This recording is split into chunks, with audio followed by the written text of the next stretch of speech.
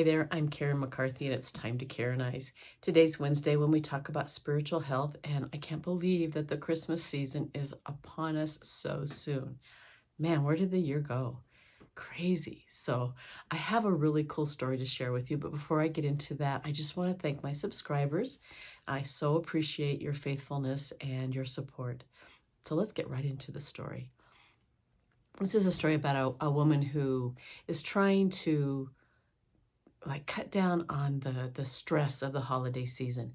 And so she's cut back on the cards that she sends and the baking that she does and the decorating and even spending so much. And she still finds herself really exhausted right before Christmas. She works evenings, and her son, her little kindergarten son, has a part in a play at school, and she can't go to the evening performance, and it really makes her sad. But she talked to the teacher, and the teacher said, well, we've got a dress rehearsal in the morning, and any parents who can't come in the evening are welcome to come. And she was like, oh, great. And her son seemed totally fine with that. So the day of the dress rehearsal, she got there a few minutes early, found a great place front and center so she could see her son, and prepared to watch the program. Now, you know, grade school programs are usually each class gets up and they do a little skit or they sing a little song or something like that. And that's what this one was like. And when it came time for the kindergarten class, there was her son front and center, and there were several kids who were holding like a little card.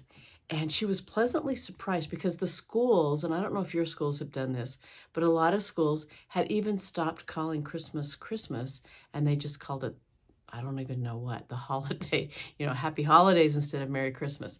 And she was pleased to see on the program that the kindergarten class was doing a song called Christmas is Love.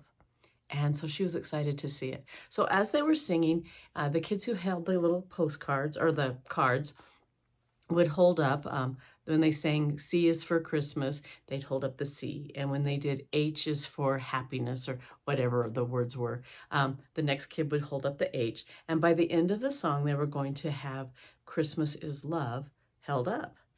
Well, she noticed over to the end, there was this darling little girl who was holding her M upside down, and it was a W. And of course, you know how grade school kids are.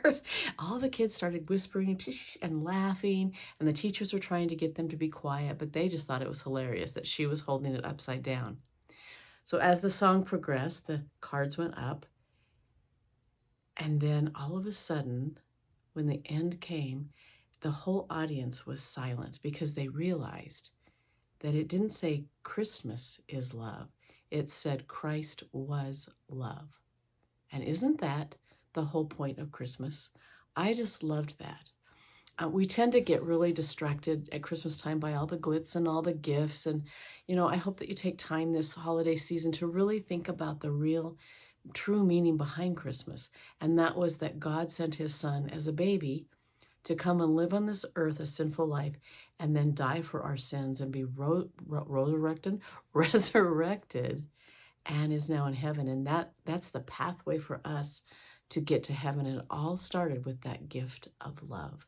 For God so loved the world that he gave his only begotten Son, that whosoever believes in him shall not perish but have everlasting life.